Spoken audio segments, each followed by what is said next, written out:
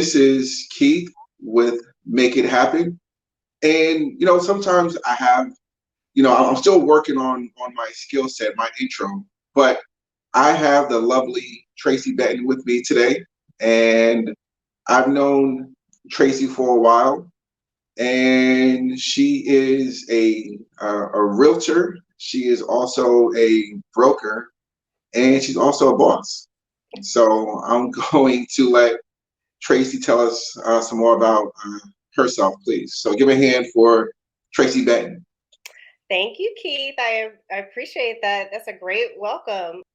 So I actually in real estate, I got my license in '08, and that was when the market crashed. But it was a really good time for me. And I actually started off on the mortgage side. So I was helping people get pre-approved. And I think that's a really, really good foundation to get started because you're really learning about people's credit scores, how to break down the number by hand to see how much they qualify for. Mhm. And then it also helped me, like when realtors would come to our mortgage office and we would run their credit, and maybe they didn't have like the best credit, right? And it was people, a lot of African American people. So it's Okay. people like me, like people that look like me, coming into the office, learning that they could not get approved for a credit. And then their realtor would just kind of like walk out the door, like leave them. And that's when I really started saying, okay, well, how can I help people understand how credit works? And I started teaching myself how to do credit repair. Okay. Then I started saying, hey, to these clients, like, hey, I'm not sure if this is going to work, but if I can get your points higher, maybe you can move forward and, buy. And like six months to a year later, I would end up calling the realtors and saying, hey, I got your client's credit up. And they're like, who? I was like, yeah, that Mhm. client that you left at the mortgage company and you never, called them back. I got their credit score up. It's time for them to look for a house. So that really happens. So, Oh yeah. wow. Yes. So I think I saw that so much that I was like, okay, well, let me get my real estate license because there's a part missing.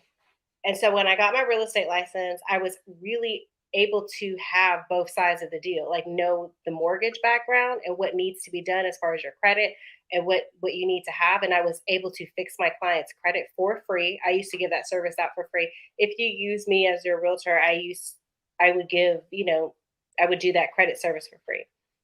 But So I that was felt like like, that was like an added value service that you provide to those clients. mm-hmm. And it's Okay. creating generational wealth, and I believe in that. But I was only doing real estate part time, but it was always my dream and it was always my passion. And I was working in corporate America full time. But the kind of job that I have in corporate America, I worked in the field. So Mhm. it was, I was able to have flexible hours. I didn't go to an office and work 9 to 5. So I was able to what they call double dip. I was working my real estate job and then I was working corporate America. I And when like I that. yeah, and when I finally got to a point where I was making more real estate, I was like, "Oh no." I was like, Mhm. I gotta switch what I'm doing. Maybe I should just focus strictly on real estate." Because you have to understand, Keith, working in corporate America and working so many jobs doing sales and marketing, if you're making this company money and you're learning their product, why not learn the real estate industry, perfect your craft, and make your own self some money? So that Okay. was my mentality about that. Okay. So then so you got into real estate. And again, I like how you were, I want to call it double dipping. You were grinding. Yeah. You were hustling. You were doing your double dipping on your own hours. So we'll go with that. So you're doing it outside of your corporate job. But that's one of the things I admire, and one of the things that you said is helping create generational wealth, and you saw that, and so you became a realtor, and so that was you got your license in 2008, Hmm. and so between then and now what kind of helped maintain your momentum as far as being a realtor and also continue to help your clients? I would say what maintain like is just giving people literally would tell me they're like, I didn't think you were real. I didn't think that you were I thought you were selling me wolf tickets. I didn't think that I could do it. I didn't think that I was this could ever happen, that I could ever own a home. Okay. So that really gave me, I think it's people.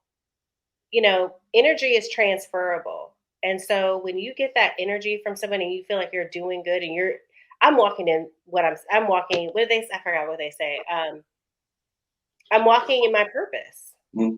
This is what I'm supposed to be doing. I'm supposed to be educating, helping, and providing a service that I'm passionate about, that I feel like I will never get tired of. And I feel like that's my momentum. That's what keeps me excited about my job every day. And being in the industry, Keith, there's so many avenues. There's so many avenues that you can take in real estate. That's It's that's never going to get yeah. more. It's just That's never. what I hear. Yeah, I've heard that being a realtor, there are a number of things that you can do, and that's really, you know, I look at being a realtor is you really are an entrepreneur. You really are wearing so many hats because you're dealing with finances, you're dealing with customer relations, you're dealing with time management. Yeah. And as a realtor, you guys are really doing it all. And you guys are dealing with competition. You guys are dealing with nowadays Yeah. with, well, you have a buyer, but now they're competing with so many others, within this market. So you guys have to be Creative. therapists in a way. Yeah. Therapist and creative. Yeah. So Mhm. you have to be a therapist and just kind of, console them and say, hey, you know what? There's another deal down the line. There's something that, we can do to move forward. Um, when you became um, a realtor, how did you decide to name your brand? So let's talk about your brand as a realtor. That's a good question. So I have a previous business that I kind of just stumbled upon called Lux Style Design. And that is a platform here based in Houston. It's a Houston based platform where it has stylists and designers that are on the platform, where we do all types of services from closet detox, where we do custom designs for wedding, proms. We do everything that goes with fashion.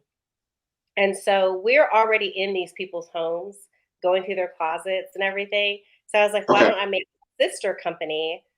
And I named my brokerage Lux Style Design Real Estate Group as the sister company. And what I do is when I close on a deal, I give my clients custom hangers that say Lux Style Design. And then I give them a package for 7 years for free.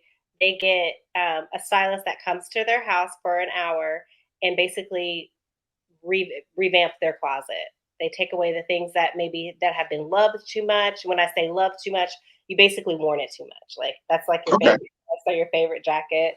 And we coordinate and we do everything that needs to be done to organize your closet. So that's how I kind of like married the two. And it's been wonderful. People are like, oh my gosh, I can't believe I'm getting this service for 7 years. And I'm like, yeah. So that's how Well, I came to actually, the name. well, I mean, I really like your hustle because I've never heard of a realtor doing that. But again, it's you providing that additional service to your clients and showing them that you care for them. So, man, congratulations you on being a hustler. Now, I Thank do want to know why 7 years? Why not 5? Why not 4? Why 7 years? 7 years is because that is really 5 to 7 years is when people stay in their house. So after 7 years, they're thinking about downsizing, they're thinking about moving. So when they think about moving after those 7 years, we're going to be at their house within those 7 years. Our name is going to be in their closet. So hopefully they'll look at that and they'll look at the service that I provide them and they'll come back to us because we're family at this point Okay. and lives with us to, have them Yeah. sell their home. So again, it's you doing your research. It's you thinking, okay, well, 5 to 7 years in the event that they're looking for a new home, they're going to remember Tracie. they're going to remember the service that she delivers. So, man, I'm gonna have to try to implement, your creativity into what I do in medical devices. So, man, just kind of kudos to you. So today I have a number of questions to ask you. Okay. There's a question, and it's kind of one of those things I want to know. Why does every realtor have a picture of them on their business cards? I'm trying to think, like, in my industry, with me working with, doctors and other professionals, I never really see them putting their picture on their card. Why? What is the purpose of realtors and their picture on the business card? Keith, that's a good question. And to be honest, that's just kind of been the standard. And I don't know how it came about, but I think that has been, it's not so much the why people are saying, like, why do we have it? I think the realtors and the brokers in the industry, the main question is, should we have it? And I spoke with a realtor who's African American. She's a woman. She said when she took her picture off of her listing signs and her business cards, that her business increased by 25%. Oh, wow. So that kind of makes me figure like, oh, okay. And then I talked to another seasoned realtor. She's been in the business and is a top producer. She's an African American woman. She said that she did that one time. And then when she showed up to a listing appointment, they were kind of taken back that she was, a black woman. Right. And so they ended up not doing business with her. So she's like, I didn't want to waste my time anymore. She's like, I just want to do business with people who want to do business with me.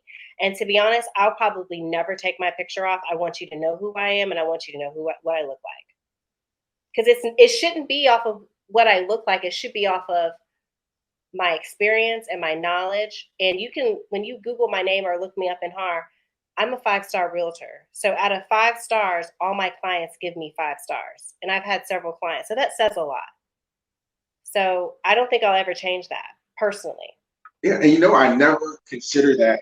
I kind of saw realtors putting their picture ups just so they can kind of engage with their clients because it makes it more personable. Yeah. But I still see that we have challenges ahead of us. We still have hills to climb. Because of how we look and different things. So I never really thought about that, but I'm glad that you brought that to my attention because I always was wondering why they would put their picture up there. But I can understand now why somebody may want to take their picture off, because it should be based off of your skill set, your value, what you're bringing to the table, and what you're doing for that client. So very interesting. Okay. Now you recently became a broker. Yes. What inspired you to become a broker? I'm going to be honest. I wanted to keep my money. Okay. I think what people don't realize is that they feel like they can negotiate with you when it comes to their percentage. Like, they think realtors get the entire 3%, and that's not true. So, we actually get only a certain percentage, and then our brokers who we hang our license with get the rest of it. I've been in real estate since '08. I've been hustling. I've been doing what I needed to do. I'm the one that's getting the referral business. I used to belong with a major name brokerage here in Houston, but I wasn't getting any business from them. Tracie Benton was getting the business from like for treating my clients right, referrals and just word of mouth. I was out there, stomping the ground, making networking, trying to get new clients in. And so that is the only way. I mean, obviously I wanted to take my career to the next level, but that's really the only way that us realtors can really keep our checks is becoming brokers, because now we don't have to put somebody in the cut. And I think that in this market, people are like, well, what do realtors do? We can cut their percentage. This is people's livelihoods. People do this every single day. It's actually, do you go to the doctor's office and do you ask them to cut their prices? No, like I have only closed one deal, Keith, this year. And I've closed maybe like so far the first quarter, I've closed like 12 deals. I've closed one deal that gave me a total of 3%. Oh wow. Yeah. And so can you imagine closing a deal at 2% and then having to give half my money to somebody that was like a brokerage firm? It's just harder. Like the industry is changing because Zillow's not giving you the 3%. Open Door is not giving you the 3%. And these are people are listing with them. And then when you do list with somebody, they're like, well, why should I pay you a whole 3% when I could go to Zillow or I could go to Open Door? So that has been challenging. So even just to make decent money it in the industry, I had to sit down and do the numbers. And I was like, I have to get my broker's license just So to yeah. make a living. So I'm glad you mentioned that because I was always inquiring. I always wanted to know how those companies like Redfin, Zillow, and Open Door, how do they impact a realtor? How do they impact a broker? So what they're cutting the commission. They're cutting the buyer's agent's commission, and they're also taking the listing at a less commission. So when people ask me to cut my commission, I always tell them if I can't protect my interests, how am I supposed to protect yours? You know. So there's some people who feel like I want to walk away from this property. I don't necessarily want to have anything to do with it. It's move-in ready. I want the most. And in this market where there's bidding wars, their home is going to move, Mhm. it's going to sell. So it does kind of make sense. But I think Zillow has been trying really hard to get into the market in Texas, and it's been difficult for them. And the only reason why it's been difficult for Zillow is because we are a non disclosure state.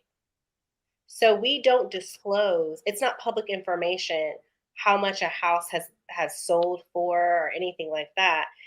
The only person that knows that is the actual real estate agent. We can Okay. actually see that information and do the comps. So when they try to come here and do the listings, their numbers aren't correct.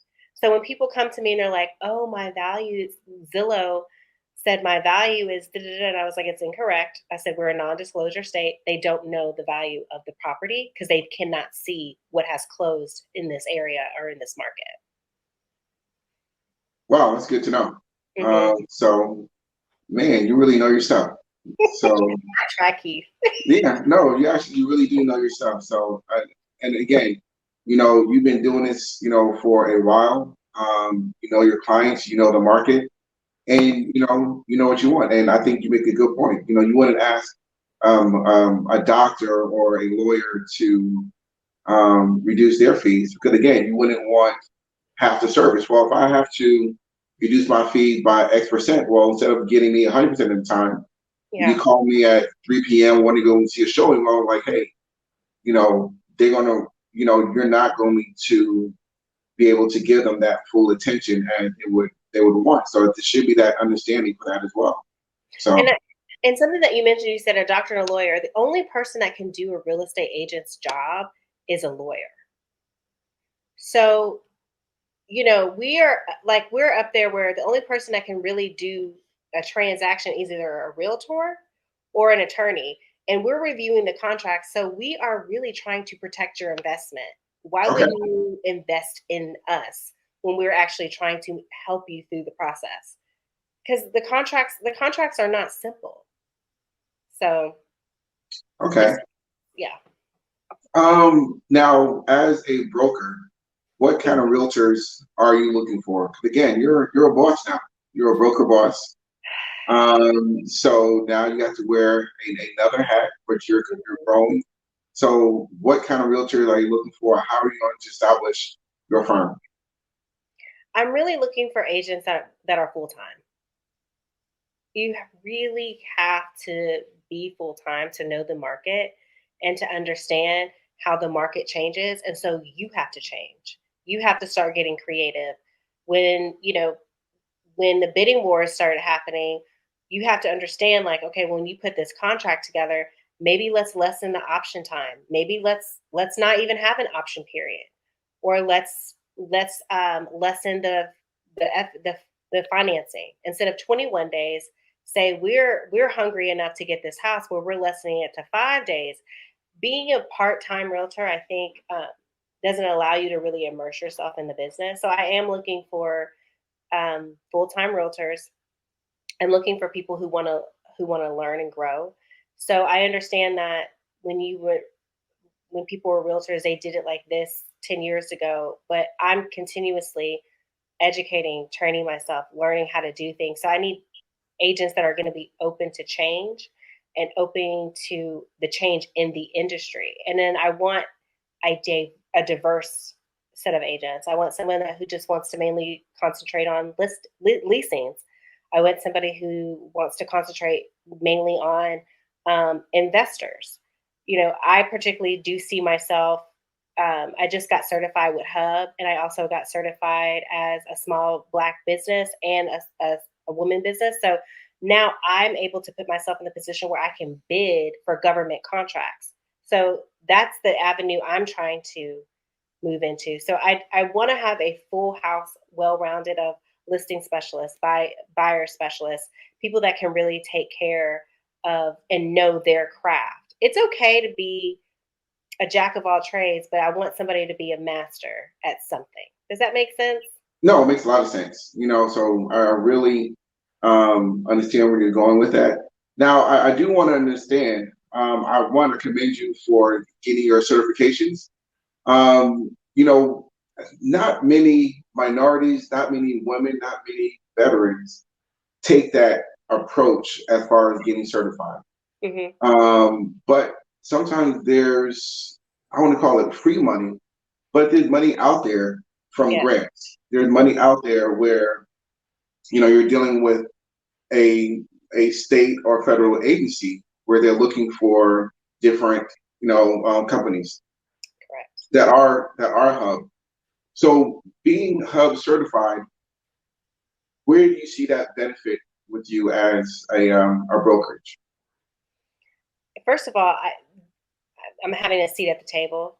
I know it's allowing me to learn how to do the process because it's not just getting certified; it's actually knowing how to bid.